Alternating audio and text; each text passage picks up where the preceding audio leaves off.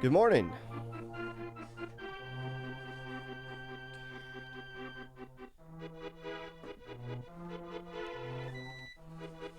Shoutouts to the person in my YouTube comments who always leaves timestamps for when I show up on camera and when the podcast actually starts.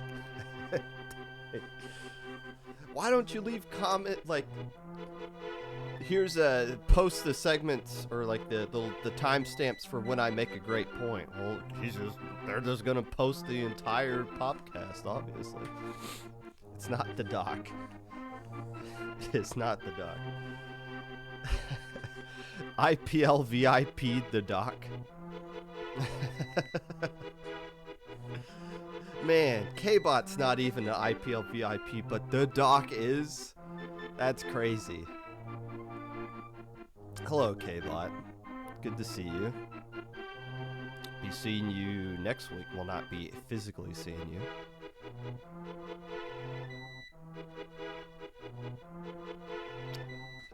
My apologies to anyone who's here specifically hoping that I'll mention Ninjala. Because that's, spoiler alert, that's not going to be a thing. Timestamp that. He mentions Ninjala. 7 minutes and 42 seconds or something like that. The music today, most of you should know where this comes from. If not, there's an obvious video game you need to be getting around to at some point. A Link to the Past roguelike fan-made game has come out in the past couple of weeks. Dungeons of Infinity. And I've been playing it non-stop this past week. I don't know if you guys have, or if you even know what I'm talking about. I saw Mitch Flower Power playing it, and then I've been playing it. It's extremely fun. I've been playing it a lot. the final boss is extremely um well, it seems like some people in chat don't know what I'm talking about, and I won't spoil it, I guess. But the final boss is you will have opinions on that if you get around to playing it. But I've been enjoying it. I recommend it to anybody. Dungeons of Infinity. You have to join their Discord server. They're coming out with updates like every other day of just like random bug fixing and things like that. But it is fun. It is a lot of fun.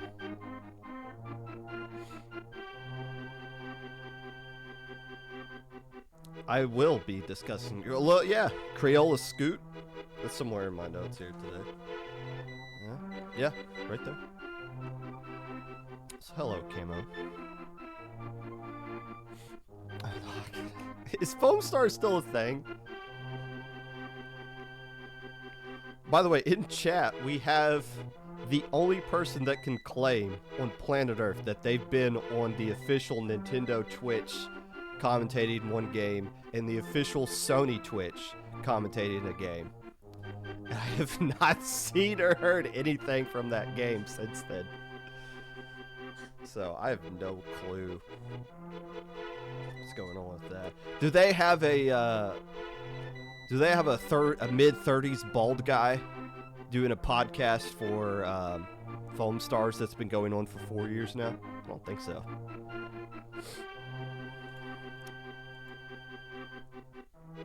I don't think so.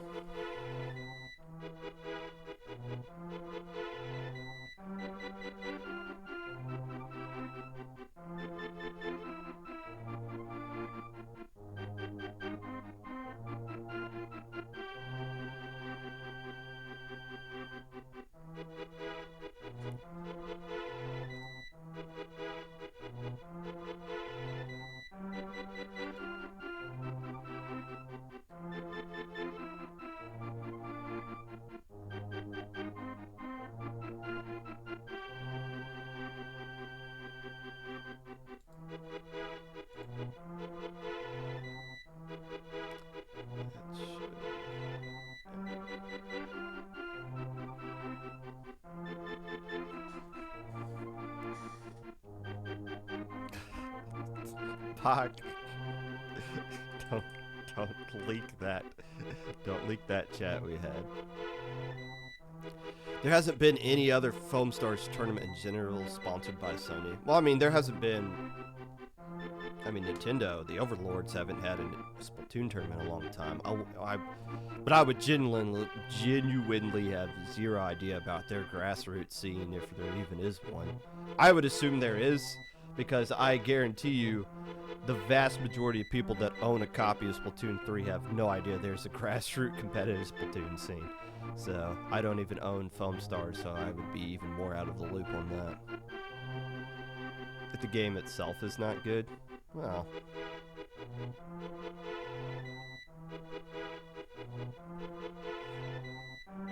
I've never played it, so I can't have an opinion on it. You can have sexy in your splash tag. Darn Nintendo and their standards. It's crazy.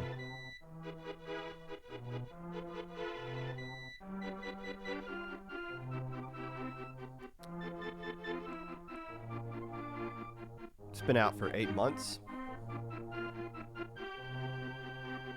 Yeah, I get the sense it'd be out longer than that. I guess it did come out this year. January, February.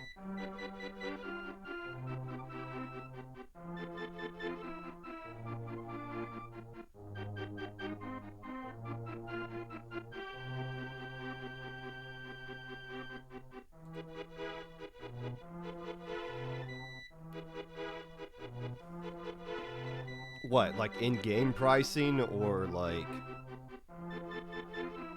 microtransaction? 50 bones. The bone. Or all them bones.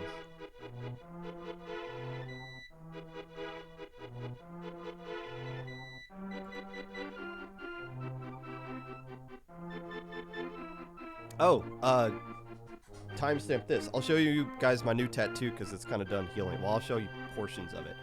So I got on my thigh, I have the birth month flowers of myself, PJ, and Miss Popgun. And I wanted to get something here, but I didn't know what. So I got the birth month flowers of my parents and my siblings.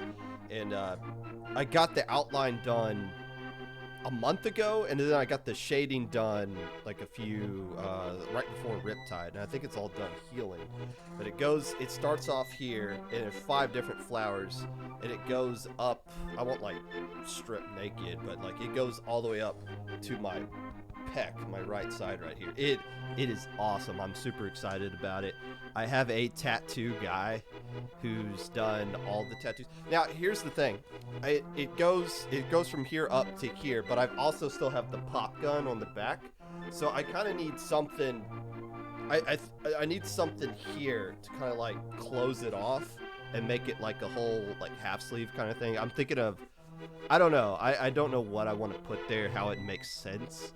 But I kind of want to, right now, like these two just don't really go together. So I kind of want to come up with something that encompasses all of that.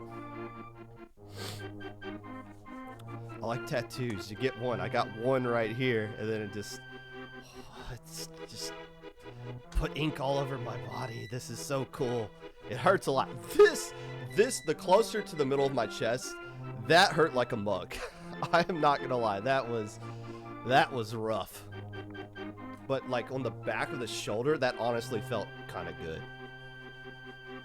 Lily's got one on their foot, and I've heard that feels like getting stabbed. So I would like one there, but I would feel like it would just be killer. I don't know if I could survive that.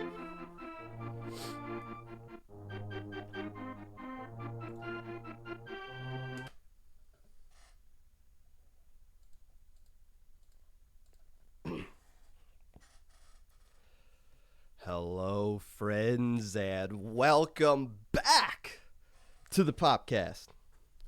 Whenever you're listening to this, whether it be live or VOD, Twitch or YouTube, or Spotify, while you are doom posting about the end of Splatoon 3, showing off your Blue Sky registration number,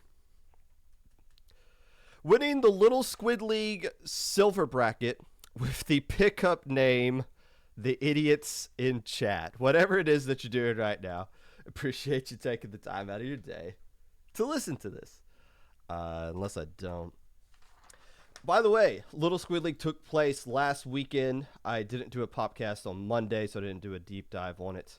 But we will scroll back through Sindow. I forgot to write down this note. But congratulations to the team who did win Little Squid League number 43, Excalibur. Excalibur, the nicest, bestest sword that ever existed. Excalibur is the sword that King Arthur pulled out from the stone. I'm about 95% sure that's what that name is. Pretty and Ink taking second place, and Fruit Gummy's Last Stand rounds out your top 3 for that. 37 teams. That's a... Oh, Seasick is down here in the standing as well. Hi, Seasick. The Night Logic as well. So there you go. Congratulations to them. I think I saw Excalibur signed up and dropped themselves from Low Ink or something like that. I'm not quite sure. But there you go. That took place. I still think the record stands that no team has ever won Little Squid League and Low Ink. There's probably individual players that have won Little Squid League and Low Ink, but there's been no team that's been able to pull off that feat. I'm pretty sure about that. That doesn't mean there's anything wrong with winning Little Squid League. I think most teams win Little Squid League and then eventually just get banned from Low Ink outright. Octopi, Zestfest, countless others. But that's kind of a weird trend. You would think there would be like one team that's pulled off that feat, but nope. It's never been done before. Also, no team has ever won Gamma, Beta, and Alpha brackets. The Evening Chickens have come close. They've won Gamma and Beta, but they've never won Alpha bracket. I think there's some other teams that could fall in that category as well. Speaking of never winning, I've been nominated for the second year in a row for the Splatoon Community Awards as the Community Figure of the Year. And, the awards came out recently, and I've always shifted my vote. The first time last year I voted for Sindao. This year I voted for Hollow. But if I'm being honest, if you just like peel open my chest and look at my heart, I am a little bit egotistical. I do want to win this award, right? I want to be seen as the community figure of the year. I've done a lot. I got this podcast. I run the biggest tournament monthly online in Low Ink every single month. Proving Grounds, amazing commentator, a husband, father. I helped create human life. In a sense, I'm a demigod when you think about it like that. I'm also incredibly humble. So going into this one, for sure, I'm going to win. I'm not going to be nominated twice and lose both times. I'm going to win this year. So Hoenn Hero, take it away. Give me my award. And without further ado, the winner of the Community Figure of the Year award is Sindao. Thank you very much, Sindao, for your work. Your work has really revolutionized our community, as mentioned earlier. I've seen a lot of that benefit myself as a TO, and many others have seen it through Sindao Q and the site itself. News of tournaments may be of interest to the casual listener of the Popcast. Low Ink registration ends at 8 o'clock Eastern Daylight Time here today. That is 5 hours from now, from the time that you are listening to this live. If you're watching the VOD on YouTube, you're screwed, but you're watching stuff on YouTube anyways. 20XX, the final week of the group stage, is this upcoming weekend. 3 matches are taking place. The real key one you want to be keeping an eye on is Moonlight versus the Hinlo fan club. I think that's a coin flip, and I think it is playoff implications on that one as well. I believe the winner will basically move on and the loser will not. I'm pretty sure about that. I'll pay more attention to 20XX this weekend. I'm commentating one of those sets. But that's the one you'll be keeping an eye on for sure. I think I predicted Hidden Low Fan Club to be the team to take that one, but whenever I doubt Moonlight, that's when they do good, and whenever I believe in them, that's when they lose or something like that. So maybe I'm secretly pulling for Moonlight by picking them to lose. Maybe that's how this works. Today we're going to be previewing Low Ink, including my foolproof top 10. Yes, the top 10 teams I picked last month. Not a single one in the top 10 even made alpha brackets. That's not going to happen this time around. I got the foolproof list right here. Surely this time around we'll be talking about that and more. But first,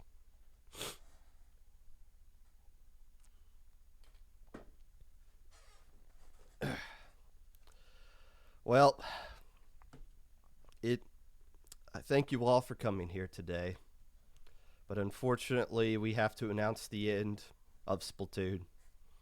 The final fest has come and gone.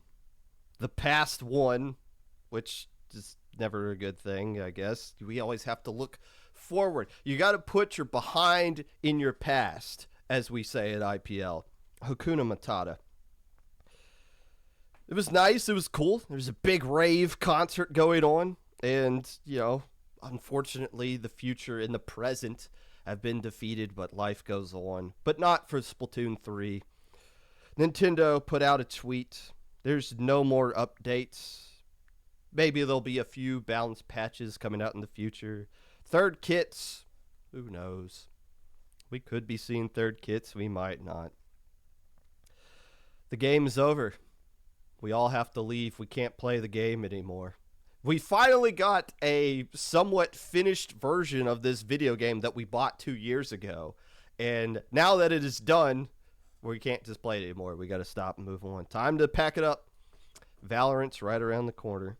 Not Ninjala or Foam Stars. Don't even hint at something like that. To put a top on this though, there's been leaks that I've been seeing online on foreign websites of the Switch's successor.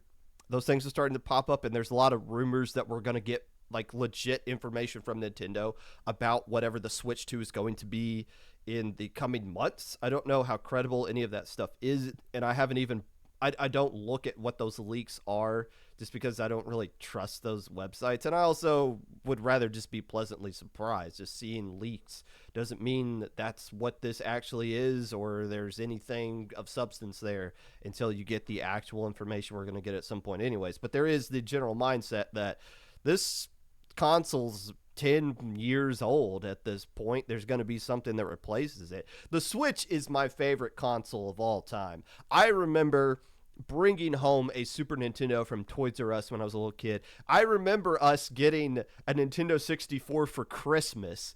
I remember my brother and I having our minds blown when my brother bought a GameCube and we played Tony Hawk Pro Skater 3 for the first time, and like, how are the graphics this good? Like, this is the peak of video gaming right here. It won't get any better than this. The Switch is amazing.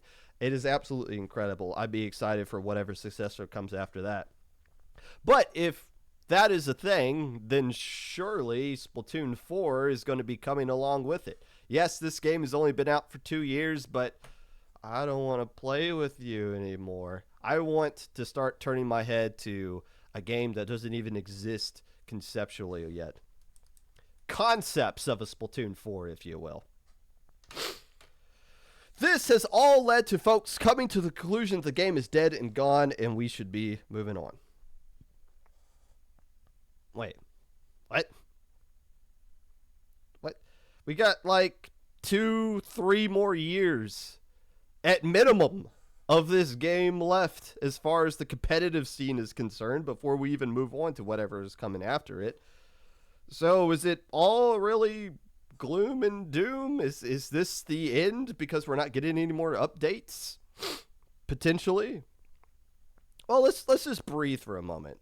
Let's take stock of where we are, where the scene stands right now with the version of the game that we have. Let's do a little brief state of the union, if you will, of where things are in the competitive scene. Casuals, I'm sorry. First off, let's be real.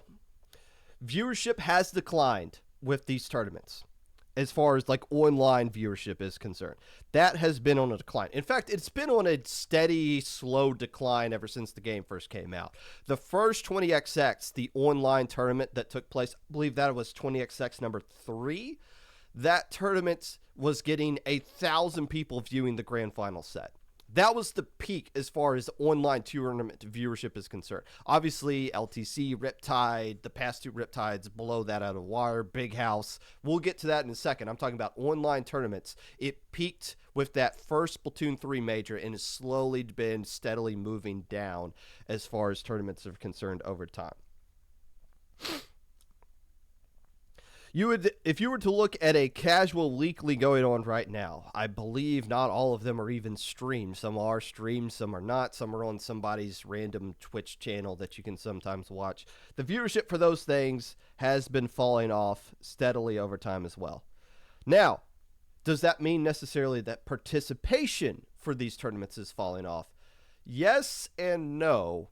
Yes, in the sense that these vast majority of the weekly tournaments, and if you look, there's probably about 4 or 5 tournaments going on today that you can play in.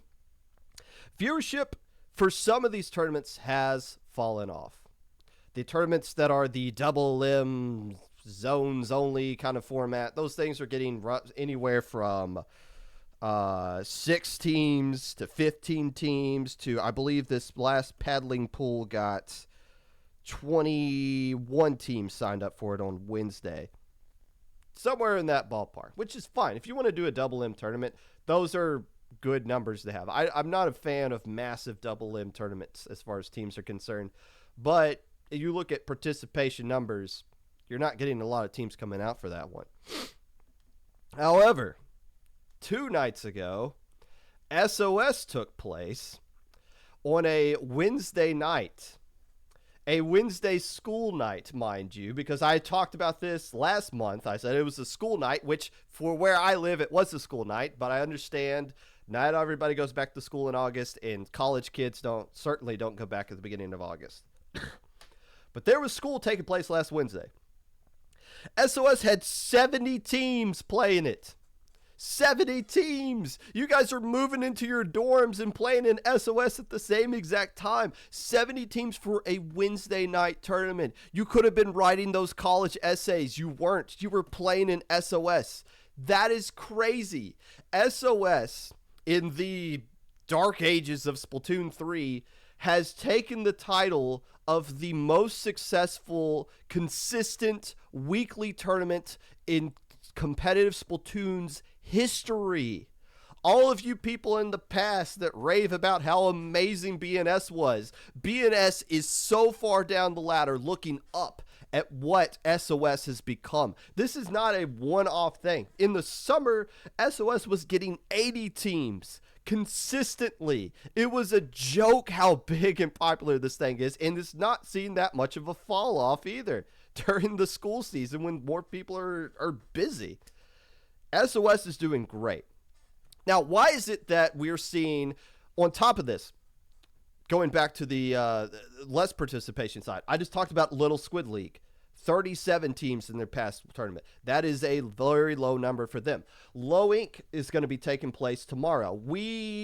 Last I checked, we're in the 90s. We'll probably, when the tournament actually kicks off tomorrow, we'll be in the low 100s, maybe upper 90s, somewhere in that kind of category. That's still the biggest tournament going on this weekend, and it's not even close. But I can't come on here and say, at least not acknowledge the fact that this time a year ago, we were having 200 teams playing in Low Inc. Obviously, that number has fallen off over time, even though it's still a massive monster of a tournament that it is that it's been known to become since Splatoon 3 has come into existence.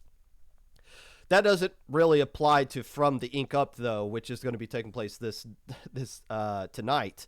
And last I checked, they're in the upper 40s as far as teams that have signed up for that. Traditionally, if you did a tournament right before Low Ink that was low level, teams weren't going to play in it because they wanted to save themselves for the weekend. And that's not the case with From the Ink Up. They are drawing in huge numbers for their tournament that is in a exclusive, well, not exclusive, but in a catered on a Friday night. They're doing fantastic.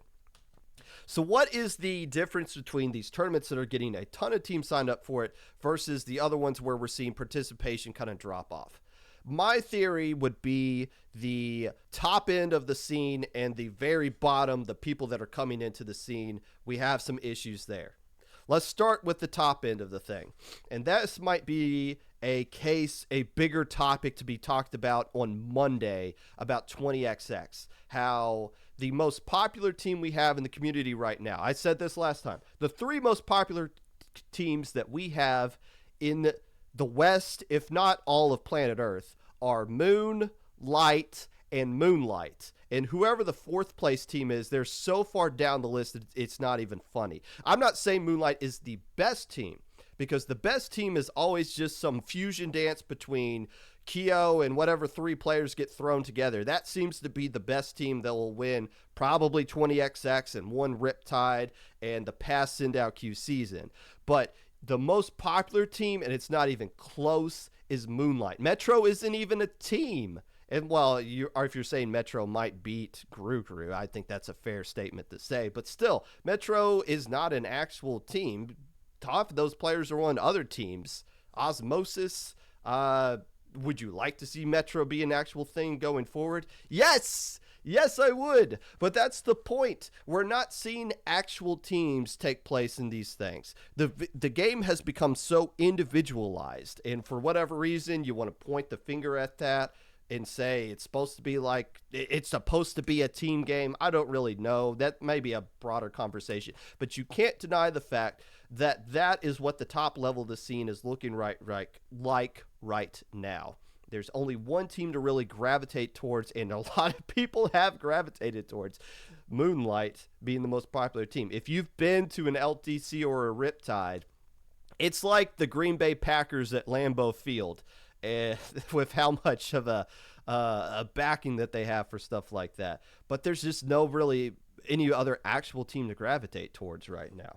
As far as the low end of the thing is concerned, the reason Riptide or Low Inc.'s numbers are dwindling is because we've been banning so many people over the course of the year, and we're not getting those new teams that are coming in to kind of fill that gap for those spots that we're taking. Well, the Low Inc. skill cap is too high. They need to lower it.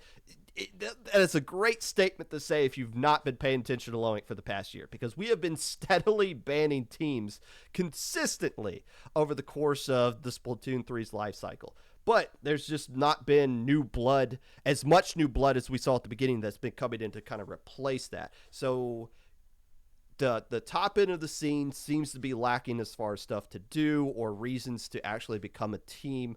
And at the bottom end, we're not seeing the injection of new life into the scene to help pump things going forward. So that doesn't mean all doom and gloom, though. Obviously, Ludi just wrapped up their season. 550 teams played in that thing. Their season just came to an end. Low Tide City and Riptide keep leapfrogging each other for the biggest tournament to ever exist in LAN history. Riptide being the current record holder of that. Who knows what MomoCon has for us next year. That seems to be the next thing on the docket as far as LANs are concerned in North America. But the scene as a whole is doing pretty solid across the board, but there are key areas that you got to mix. I think one of the reasons you're seeing participation fall off in some of these non-SOS tournaments is because they're catering to the top end of competitive play, and those players just aren't coming out for it. And I think the reason why you're seeing Little Squid League and Low Inc. fall down a bit is because we're not finding ways to inject new life into it.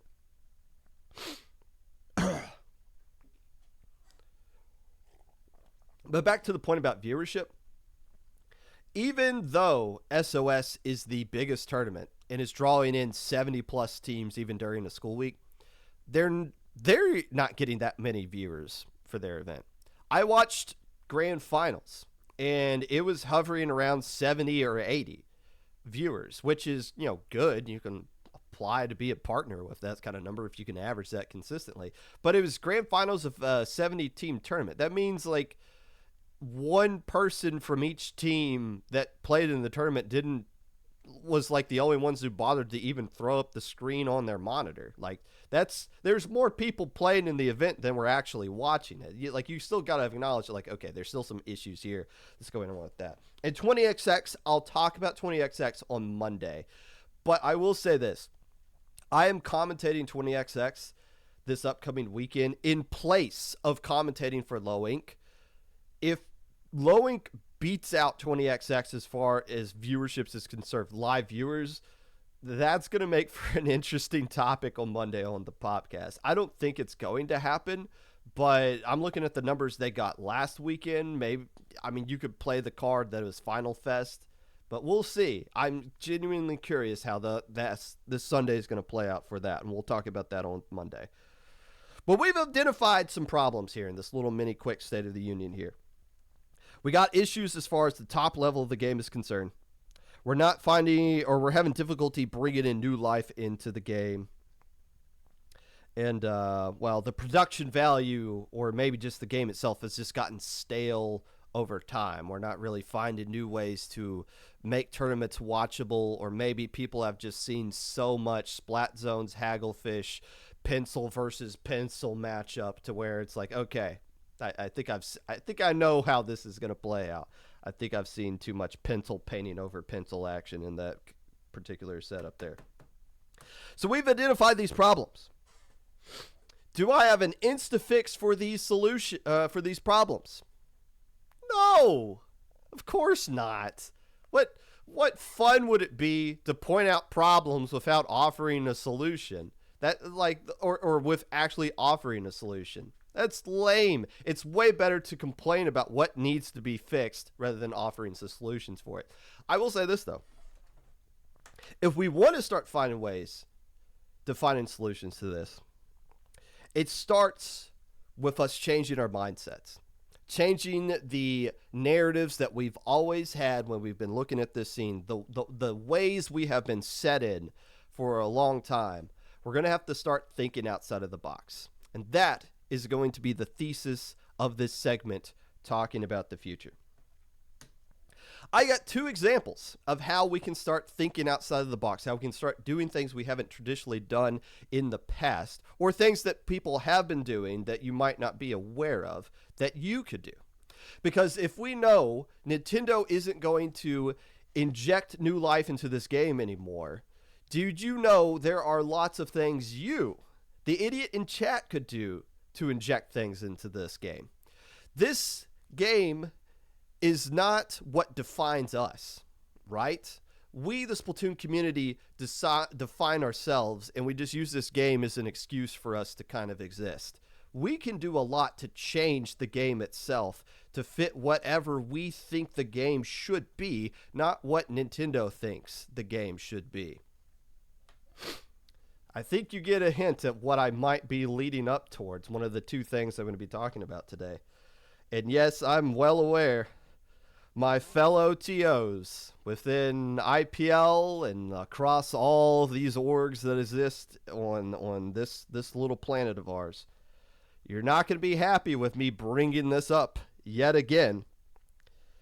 But y'all's biggest counter argument to banning things from tournaments was that Nintendo was going to patch it out eventually, and we were just going to get an updated, perfect version of the game. We don't know better than what the devs do. The devs got it all right. We just have to sit back and wait for Nintendo to finish patching everything out. They said they're done, by the way. Are we going to get more patches? Yeah, like late into Splatoon 2's life cycle, we got some more patches, and the recent patches have been really good. They've been really good. Have they like completely flipped everything on its head, just completely gave us a brand new video game? No, it was never going to be that.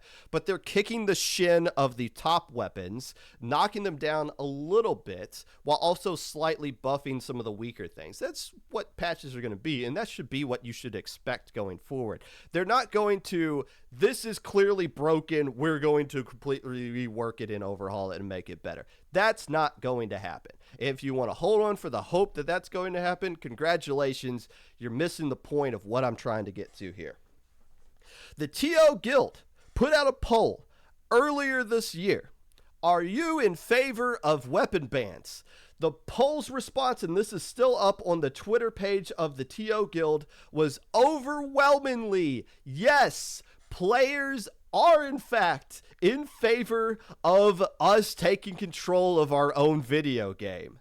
That was not some. Now, the context of that was a few patches ago. A new patch came out since then that fixed a lot of the issues. That was back when crack and cheese was an actual thing. It got patched out, but Pencil was really broken. Zuka was really broken. Those 2 things are still used quite a bit. Maybe Zuka not as much going forward, but still, that was the context for then. Do we need the TO Guild to do out another poll just for you guys to realize that the players want us to take control of the video game and try to not force a certain meta, but at least identify, if we just got rid of Pencil, would this make the game a whole lot better? Because I'm watching Riptide Grand Finals, I'm commentating it. And what was the thing I kept bringing up? Bagel's not dying. I'm sorry for continuing to bring that up, because I should have also pointed out the fact that Wave on Cream Soda was using Pencil as well and was dying less often almost than Bagel. Here's the stats. Here's how absurd the stats were with Pencil in that grand final set. It went to a game 5, and thanks to Cactus taking the screenshot on the monitors, we were able to see the stats. I did not see the stats for Wave in Game 3 and Game 4 specifically, because for whatever reason, Wave DC'd in those games. DC'd at the end of them, so we didn't get to see what that. So for the 8 Pencil games that we have in that grand final set, or the 8 Pencil results that we have in those 5 games in that grand final set, here is the KA/deaths that those 2 players combined with Pencil. The kills/assists those two players combined for in 5 games, 149. The amount of times those two players died combined, 27. That set was a 3v3. Bagel said, this third of the map, our spawn, you can't come here. Wave said, this third of the map, you can't come here. Boom, boom, boom, boom, boom. Cooler. Hey, you came to our side. Boom, you're automatically dead. Here's coolers for my teammate. That set was a 3v3 in the mid. That's how that came down to. You cannot... I mean, the stat is hilarious. It's absolutely hilarious. The best players we have in the West, and they can't kill the other person's player or the other person's pencil. It could not happen. Now, I'm not sitting here saying what specifically should be banned, but the narrative that people had, the TOs that could have done this, the narrative they have is now gone. And I'll say one of the biggest, when we did do the weapons ban, Proving Grounds did it for 1 month. It went over great. We got rid of Pencil. We limited Zuka. That's all we did. We didn't go crazy with it. Kyo did a tournament that went a lot more crazy, but it wasn't. Kyo's tournament wasn't supposed to be like, here's what it should be. This is just kind of like a gimmick tournament for fun, but just kind of like a proof of concept.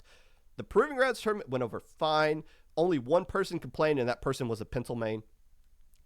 And other people tried some stuff like that as well. It seemed to go over fine.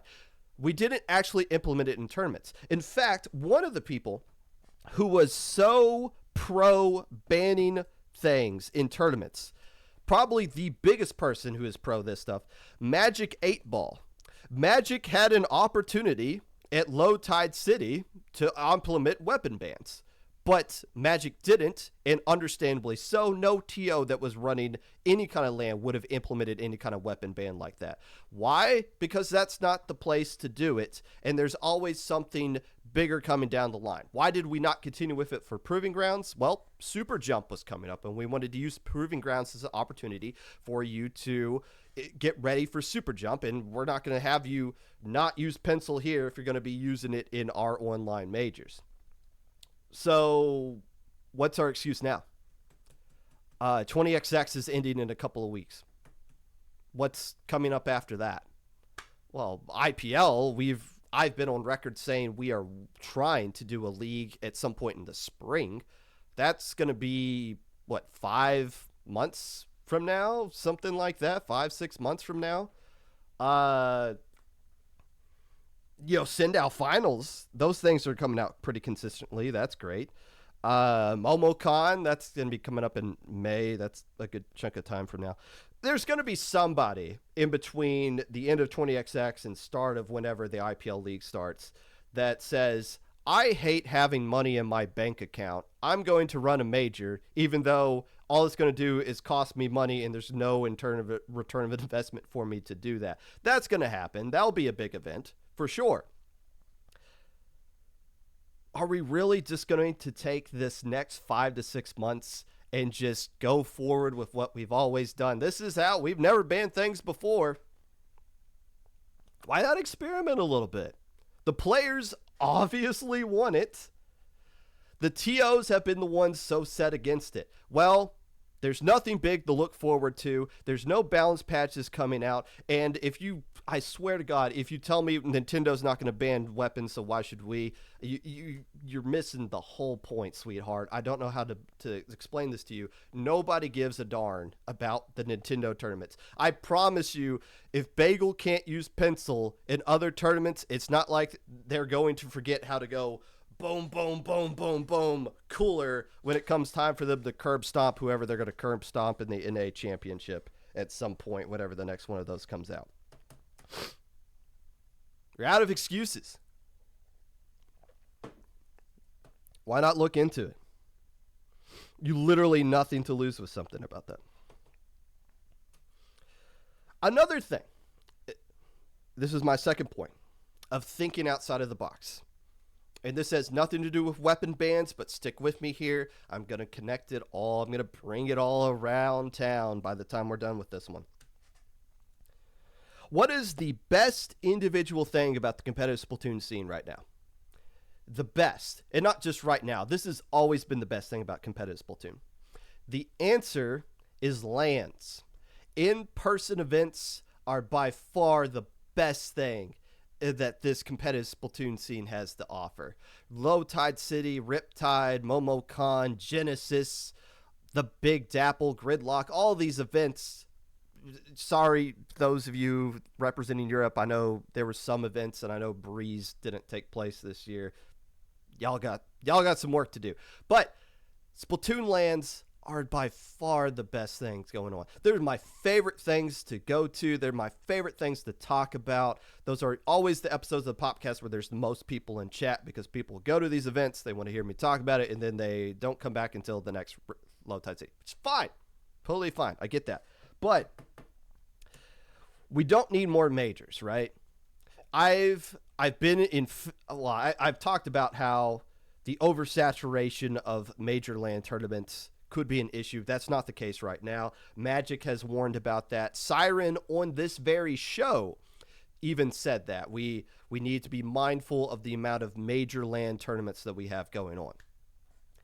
You know what we could use a whole heck of a lot more of, though, is that little game shop, maybe in your town or the next town over. They might be interested in running competitive Splatoon.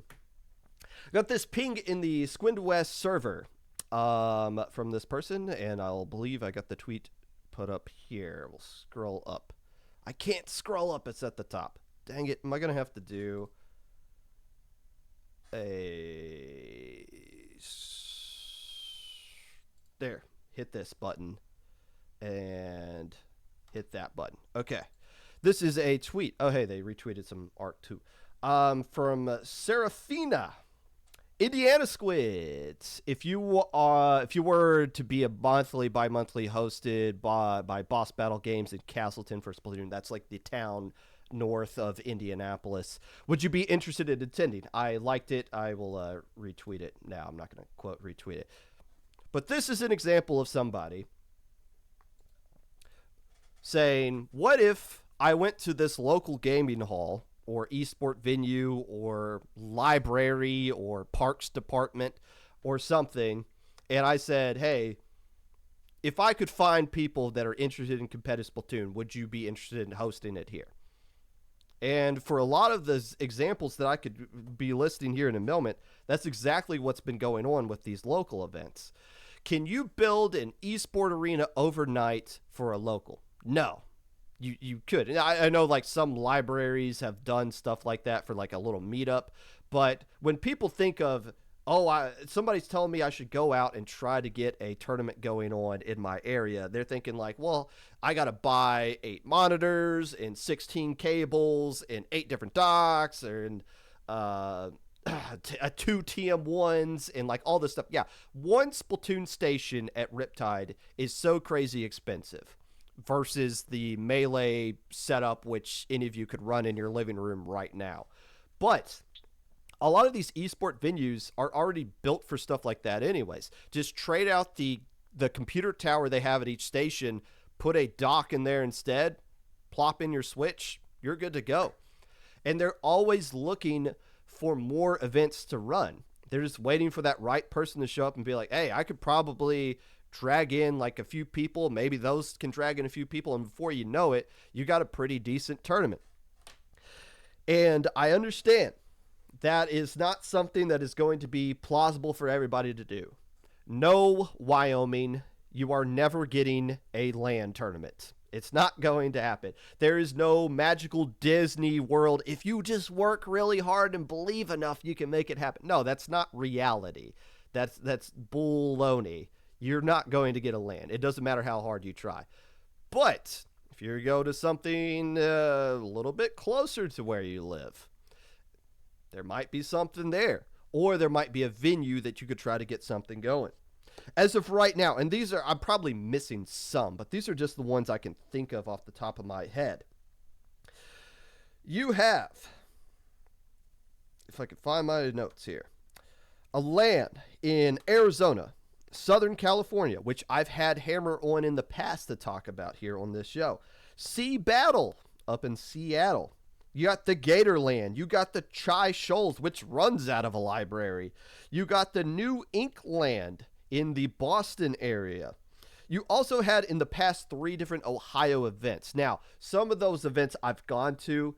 I won one of those tournaments where I brought my Indiana friends with me, and Indiana dominated Ohio like the chumps that they are. Maybe we'll invite you guys to that Indiana land we're going to be hosting so that you can lose on our home turf for once. You can lose in multiple states to us, Ohio. But the Columbus one that I went to last December before that, it was before PJ was born. We went there, and the venue was completely empty except for us in the Splatoon side. They sold concessions, they sold merch. Like, if it wasn't for us, that venue would not have had any reason to open up that day. And to be completely honest, that venue doesn't exist anymore. Probably a reason why. But in order for these venues to exist, they need to find ways to bring in more people. Well, they're not going to make money off of Splatoon. That's not the point. The point is getting people into their venue so they realize it even exists. Buy some concessions, buy some merch, maybe like a $5 entry fee to get in. That is how these venues survive over time. They're not going to just run Valorant 24/7 and get away with it. They need to branch out to other things. So if you can put in the legwork yourself, I'm not saying it's going to happen, and I'm not saying that you're not going to get more failures than successes. For all those events I just listed, there's a plenty more graveyard of them that don't exist anymore or couldn't even get off the ground. I know there was one in Cleveland, Ohio, I believe at a trading card place that ran a couple of times. So that was more of like a meetup than anything. But that's how a lot of these things start off, as meetups that eventually become locals. And I think that's the point that Toasty was trying to get at. And there's people that are like, well, I'm not driving 6,000 hours to this thing. Yeah, like nobody's expecting anybody to do that. And you're not going to get locals everywhere. My point being, when you don't think outside the box of what could be possible, you're never going to know. You're not going to get the exact answer to that. Oh, by the way, Splatoon Tourney has posted out that if you are looking to run a local or you have one and you want to stream for it, put it on the Splatoon Tourney. That makes a lot of sense that it's on the Splatoon Tourney channel because that allows people to go to one spot to see an event instead of here's the Seattle Splatoon Twitch page that has 10 followers. We're going to stream on this every day. Here's the SoCal tournament stream. It has 5 followers. We're streaming on this. You got one spot. If you're just looking up Twitch and you just see Splatoon Tourney is live, you click on it and you're like, oh wait, why do I see actual human beings and not just the game? Oh, well, now you know about this event. Well, I didn't realize it was... I live within driving distance of that. I've gone to Ohio a couple of times. It's a 2-hour trip, and there's times where they've hosted events where I'm like, I'm not driving 2 hours for that. But it's nice having that option, and it's because somebody from the grassroots community put in the legwork to get that done and made that connection. Actually, the first one I ever went to was a meetup K-Bot hosted, I believe with Bob the Hobo, back in 2018. Yeah, Chino doing a lot of stuff in Ohio as well. Pepe's been a big part of that Arizona one, and I didn't even mention the New York event that they have going on. Gridlock has obviously become like a major at this point. But they're hosting Big Dapples and now Little Dapples, which are just like casual meetups that they're going to be hosting, I believe, on a consistent basis. Man, I know New York is the biggest city in the country, so they have like more resources, but the folks at Metro Inc. that are running those things, they're not a business, man. They are a business, man. New York is hopping. It might be the hotbed of competitive Splatoon going forward as far as lands are concerned. My point with this whole segment is this. We don't ban weapons because we haven't done it in the past. We are hesitant to try to get locals going because, well, we haven't done it in the past. If you like where the state of the competitive Splatoon scene is today, well, guess what? All you have to do is just keep moving forward.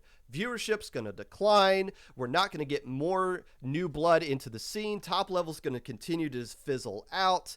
And, well, look forward to pencil versus pencil and hagglefish, where you're going to be laughing at any time one of those pencils gets splatted.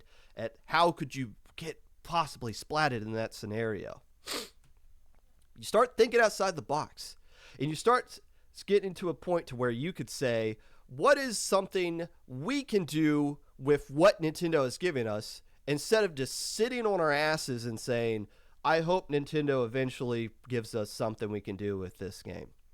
For a year, a full year, we allowed crack and cheese to exist.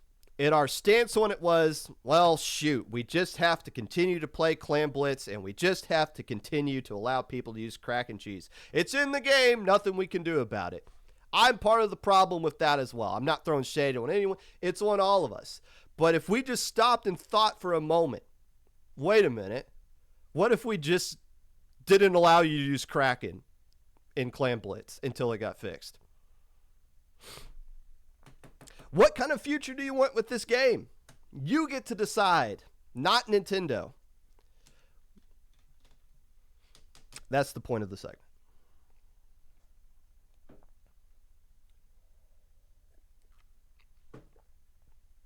A lot of highlighted stuff.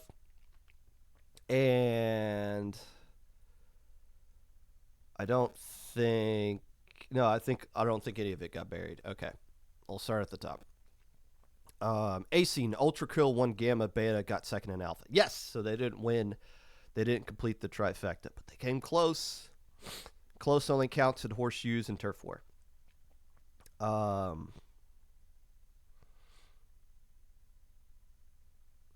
Prochara.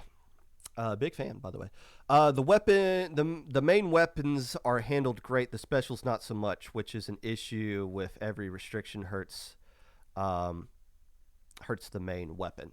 And again, I'm not like proposing right now this is the fix that should be made or anything like that. I'm just thinking, here's an example. If we're thinking outside the box and your thought is, let's go back to Splatoon 2. We thought it might be the better game. Let's the whole community migrate back to that. Some of you have revisionist history of how you thought about Splatoon 2. If you were to move the community back to Splatoon 2, guess what you have to do? You have to implement rules that limits missiles, either bans them or limits them in some way. Because in Splatoon 2, that patch that came out for Splatoon 3 that fixes missiles doesn't exist back then. So if you want to go back to Splatoon 2, guess what? You have to implement a weapon restriction on missiles. Just as an example. Prochar again, and the one main weapon of pencil being fixed has issues because of ZF, even if the charge up restriction would work otherwise. Again, I'm just trying to figure out a way to where I can use Hydra. So if we can get rid of every charger, I'll be more than happy to do that. Oh, let's get rid of missiles as well while we're at it. And Zuka, and anything else that would hinder a Hydra. The Riley Rooster Charge just announced a restriction special tournament in a week or two, hoping that gives more people confidence in banning stuff for adding restrictions moving forward. I'll look at that tweet, Char. Do you have things already kind of listed with what you want to do with that, or not? I'll definitely keep an eye on that. Toma. Houston, you're right. I forgot about Houston. Is that Dio that's behind that? But I forgot to mention the Houston thing. I know Stormy tweeting about that. Houston Platoon has run twice already and have their third event scheduled too. That's great.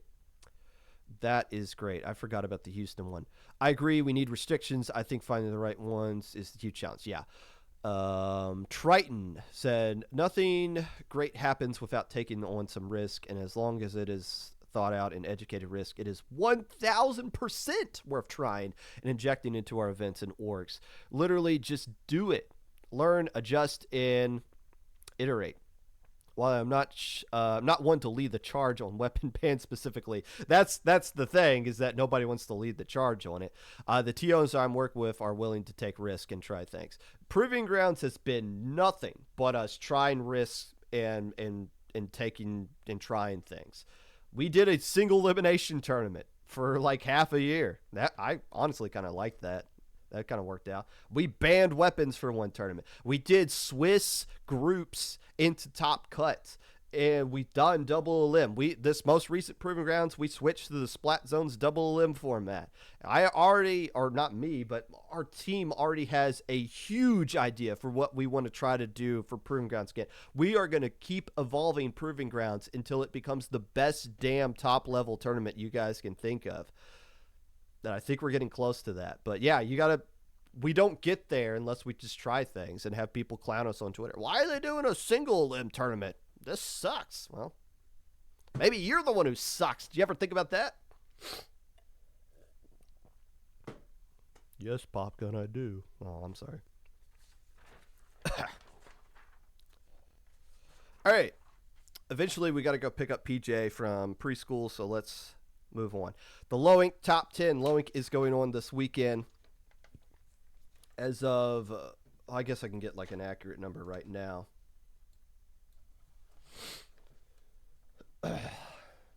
Nope, I'm not logged into Battle File on my PC, so.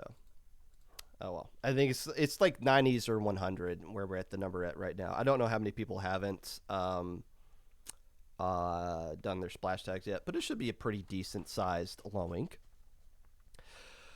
The top 10, we're going to hop right into this one. In the past couple of months of Low Inks, I've had 10 teams from my top 10, and this was like, oh, well, we're just kind of done here. I don't think there's like an 11 or 12. I have a lot of teams. There's a lot of teams we have graded as 1 seeds, 1 through 6. We have graded as 1 on their sheet right now. This is going to be a very top-heavy tournament. And it's going to be tough to make alpha bracket, as it usually is when there's only 16 slots we can give out to 100 teams. I do want to disclose that this was written about 6 hours ago. So there's some teams that have already signed up like earlier or like later today that are not present here at all. So Celestial signed up. They're not going to be in my top 10, even though they are a top 5 caliber team. They signed up last month. They didn't play because they forgot to add a player to their roster before registration closed. They're back again. Hopefully they'll actually play. I just don't have them in my top 10 just because they signed up a little bit later after I already wrote this. 4 teams in my honorable mention spot. First off, 2 Goober, 2 Dash is a pickup team. I'm assuming that looks like a pretty solid pickup team, which means they're actually going to win this tournament. Determination 3 and Knuckles. I believe Determination won beta bracket at one point, not Determination 3 and Knuckles, which is a very fun video game that came out when I was a child. I only had Sonic and Knuckles. I didn't have Sonic 3, so I didn't do like the cartridge stacking thing, but they've released like 20 gazillion Sonic compilations since then, so I played that full game. Another honor mention to Spatialicious and the Mulchers. What a name. They made Alpha Bracket last month. Make Alpha Bracket again. We'll put you in the top 10. Last, but certainly not least, Blake Spruter is back. I put Blake Spruter in and out of my top 10. I got him, let's say, officially at number 11. I have no clue what to expect from this team. No clue. They were the champion for, well, they got put in Div 5, so that means there's an obvious bias against EU alpha bracket teams from the Ludi Seeding Council. I'm not saying they said that, but I saw that take a few times. Well, the Ludi didn't really go that well for them, and they've been all over the place as far as results are from this team, so I have no clue what to expect from them, and I'm not taking that rumor in chat. I am not. Don't you... I'm not saying that, but who knows? Hey, some people play better under those circumstances. Not that I'm condoning it. Number 10.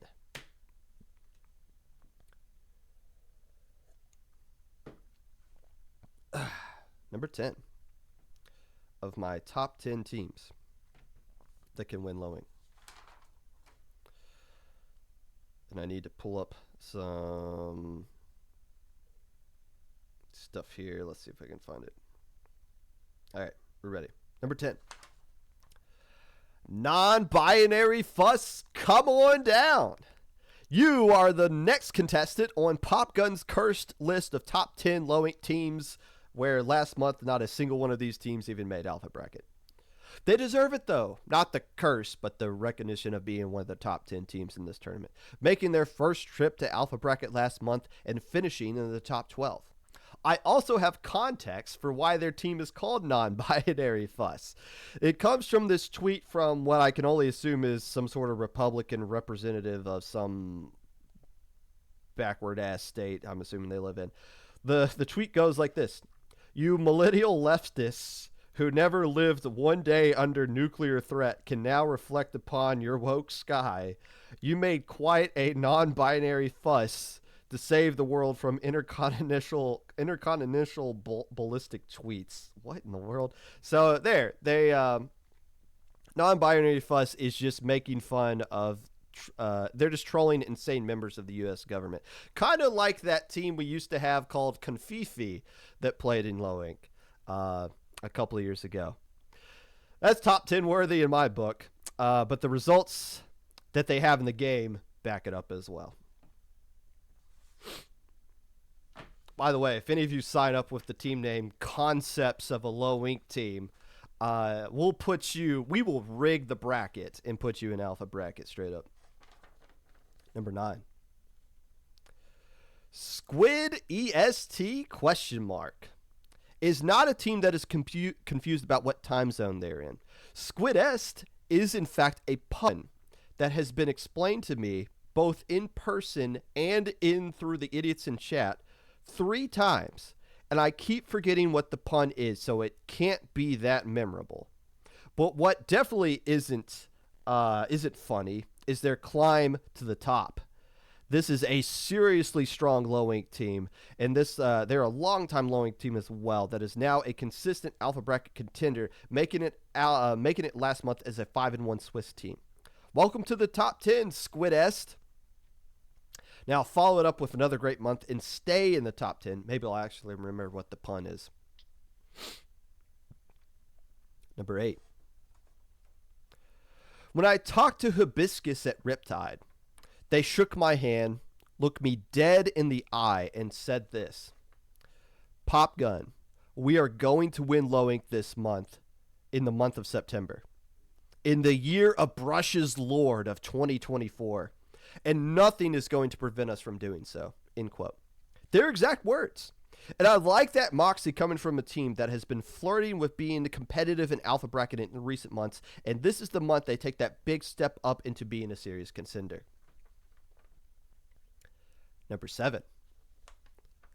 When I talked to Black Squid Inkburger at Riptide, they shook my hand, looked me dead in the eye, and said this.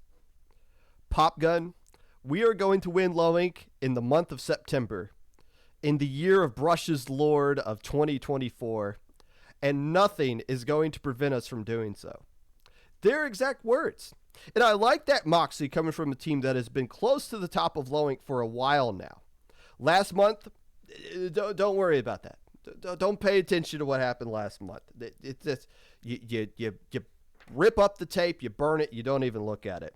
This team is experienced. They're going to get the job done this time around. And I had a legit nice chat with their captain at Riptide. And I forgot that I gave them a ride at a LTC from the airport once. So we got that down as well. Just forget what happened last month. And they'll make you forget it with how they play this time around. Popgun, does everyone say the same exact thing to you at these lands? I think so. Maybe that's just what I hear.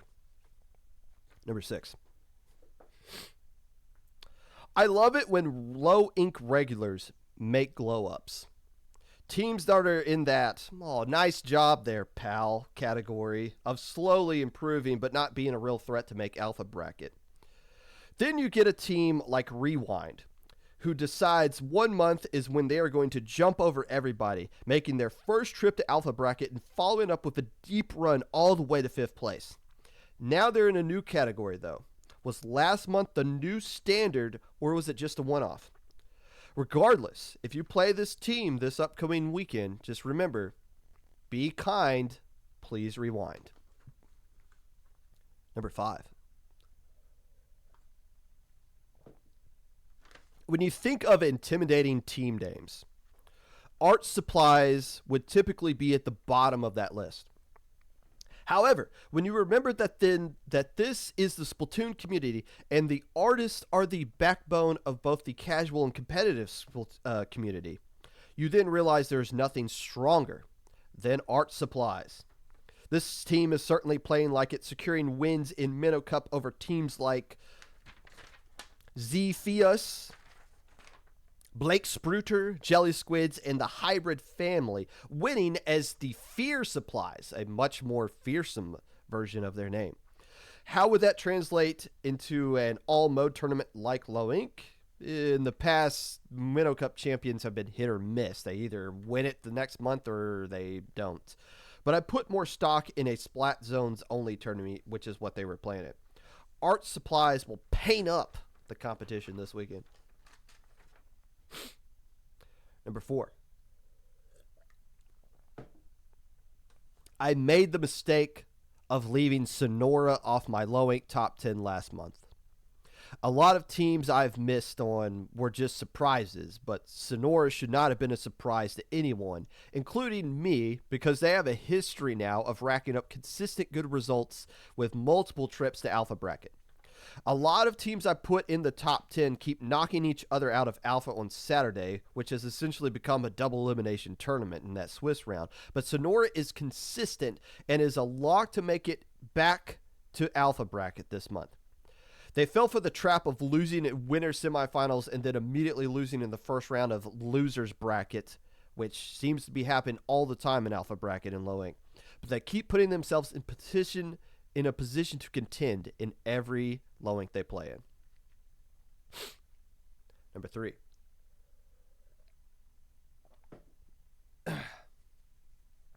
Last month, Shellfire almost accomplished something only Lois was able to pull off back in January of 22. Winning Low Ink by making a run all the way through losers bracket the entirety of day 2. Unfortunately for them, they had to settle for 4th place overall as a surprise team. This month, though, they won't be a surprise to anybody. Everyone should know who Shellfire is by now, and if they can stay in the winner side of bracket this time around, they might find that day 2 can be way less stressful when you're not spending the entire time in losers bracket. Look for Shellfire to make a jump up to podium this time around in Low Ink. Number 2.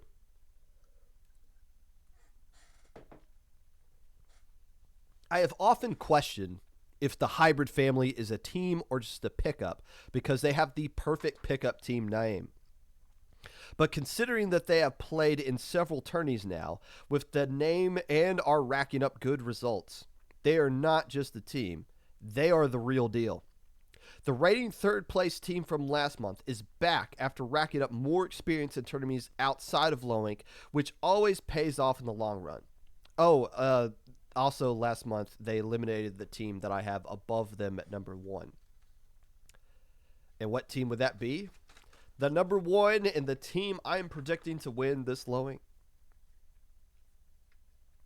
It shouldn't be a surprise to any of you by now. Me no read so good. But if I'm going to put your team at number 1, then I have to at least consult my wife on how to correctly pronunciate your team's name. So welcome to the cursed number 1 spot, Zephyus, a swordfish, I believe is what that actually is. A team that went 6-0 on day 1, then ran into the buzzsaw of Alpha Bracket, getting eliminated and losing 2 matches very quickly on Sunday. So why do I have this team that tied for 12th, finishing last month at 12th? Why do I have them at the number 1 spot? They were playing in a lot of tournaments and racking up a lot of good results against teams that are banned from Low Ink. You could make the argument that they should be. But I am not saying, even though I did just say this, I'm not saying they're actually going to win this month. However, if there is a team that is the most capable, even though they've lost to other teams on this top 10, I think Zephyus is the most capable team of winning Low Ink this month. So there you go. That is my top 10. And if you're not happy with where you are on the top 10, or I didn't put you on the top 10 at all, or you think I've just completely overlooked your team or anything like that, guess what? I always start off my Monday episodes of the Popcast, if warranted, mind you, with an apology, because you get to prove me wrong this weekend. If you want to share your thoughts on my topic of the future of the competitive Splatoon scene, feel free to reach out to me in my socials below. Twitter at Mr_Popgun, Blue Sky at Popgun, Discord at Popgun, Twitch at Popgun25, YouTube at 25 Popgun, Anchor.fm /Popgun. Who is streaming right now? Dapple Productions. Let's go raid them. If you're playing in Low Ink, good luck this weekend. I will be busy tomorrow, and yeah, I'll be busy tomorrow, but I'll see y'all on Sunday. I guess I'll be doing stuff tonight for Low Ink. God.